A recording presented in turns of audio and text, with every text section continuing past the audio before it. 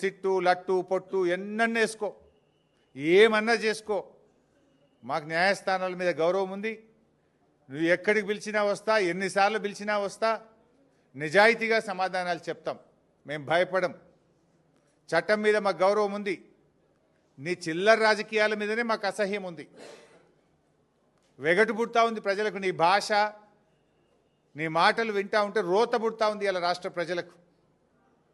రేవంత్ రెడ్డి గారు చూసుకో, అసలే ఇడిచిపెట్టాం, నేను ఇంకా గట్టి కొట్లాడతాం.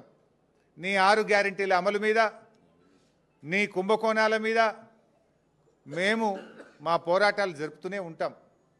మాది ఉద్యమ పార్టీ, రాష్ట్రం సాధించిన పార్టీ బీఆర్ఎస్ పార్టీ. మేము కేసీఆర్ సృష్టించిన సైనికులం, కార్యకర్తలం. మేము మాకు త్యాగాలు తెలుసు, మాకు పోరాటాలు తెలుసు. నీలాగా వెన్నుపోట్లు, కుట్రలు, కుతంత్రాలు, చీకటి రాజకీయాలు మాకు తెలియవు. మా కేసీఆర్ నేర్పింది పోరాటం, త్యాగం, ప్రజల పక్షాన నిలబడడం మా కేసీఆర్ గారు నేర్పిండ్రు. నువ్వు ఎన్ని సిట్ నోటీసులు పంపుతో పంపు, మేము భయపడేది లేదు.